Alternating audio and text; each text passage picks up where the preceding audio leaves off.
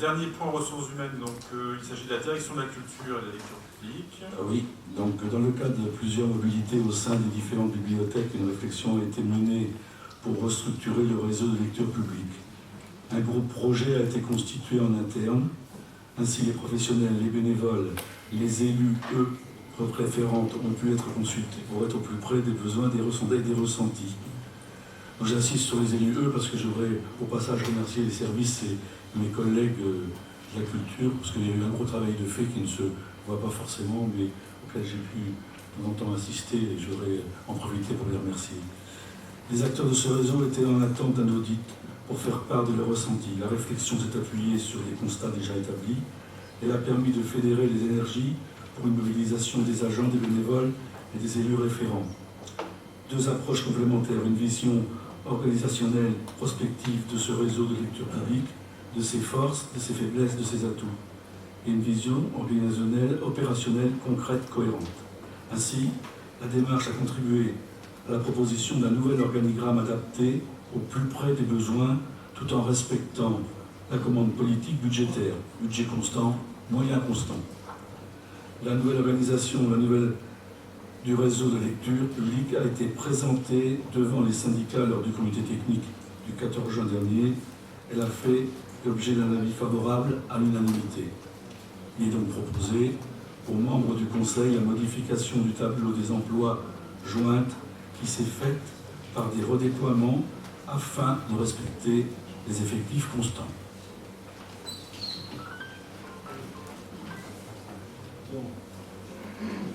Vu la note présentation de l'avis favorable, comme vous l'avez dit, du CTP et de la commission ressources, il est proposé au Conseil communautaire de modifier le tableau des emplois tel que présenté en annexe.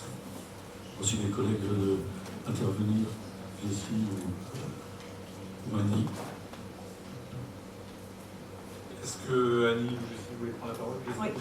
Dans les modifications importantes en fait, qu'on a apportées, en fait, elles sont d'ordre de 3 notamment. La première, c'est la création d'un poste référent lecture publique, c'est-à-dire on a le poste de la direction de la culture et en fait on crée un cadre intermédiaire qui permet à la direction de la culture de s'appuyer sur un cadre et aussi aux agents du terrain d'avoir un intermédiaire entre la direction et eux.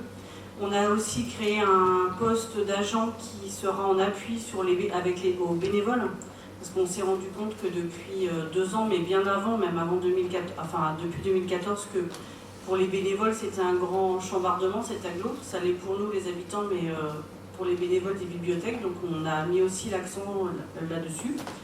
On met l'accent aussi sur le transport, la manutention que engendrent ces structures de médiathèques, notamment le transport de livres, qui aujourd'hui se fait par des femmes notamment, et c'est parfois assez lourd, c'est des caisses de livres assez lourdes, et aussi un agent qui non seulement porterait ces caisses sur tout le territoire, mais qui pourrait faire les petites réparations dans les structures, qui éviterait des temps parfois dus au manque aussi d'effectifs.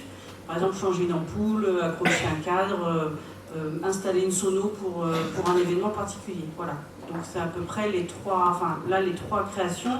Il y a aussi des modifications là qui ne sont pas des créations, mais la mise en place de 2 coordinations. Donc une coordination technique sur, on aimerait aller, et on va aller vers un réseau informatique global sur toute l'agglomération. Donc ça demande un appui de coordination technique. Et aussi, en parallèle de cette coordination technique, une coordination plutôt animation, c'est-à-dire sur tous les projets type Fête de la lecture que vous avez pu voir au mois de janvier depuis 2 ans, un agent qui coordonne l'ensemble des projets sur le territoire. Mais l'accent est mis aussi sur le travail que font les bibliothèques avec les communes. Il ne faut surtout pas oublier que les bibliothèques sont sur des communes et le travail localement, ça fait partie de la commande politique de moi et Annie par an. C'est quelque chose que l'on répète toujours. On demande aux agents surtout de travailler avec les communes, voilà, et avec nous. Merci. Si vous avez, Annie, si tu veux compléter. Jacques dira sûrement préciser que ces 3 créations de postes, en fait, c'est des redéploiements et réorganisations. C'est pas 3 personnes supplémentaires par rapport aux effectifs actuels qui sont recrutés. Il y a eu plusieurs départs dans différentes bibliothèques ces derniers temps pour différentes raisons. Des départs à la retraite, des mutations, des changements de région, ce qui a permis aussi cette réflexion sur, on l'a plutôt pris comme une opportunité à la réflexion sur la réorganisation du service. Donc on parle bien de création de nouveaux postes, mais pas de nouveaux emplois. Oui, juste, c'est pour ça que je disais que c'était une belle réussite, parce que ça démontre encore une fois que lorsqu'on se met tous autour de la table et qu'on réfléchit à moyen constant, parce que c'était la règle de départ, et on réussit quand même à améliorer le service. Donc voilà, je crois que ce qui a été fait à ce niveau peut être fait ailleurs aussi. Merci de ces précisions. Est-ce qu'il y a d'autres questions? On a épuisé le sujet, donc je vous propose de passer au vote de cette question numéro 25 concernant la direction des cultures. Vous pouvez voter.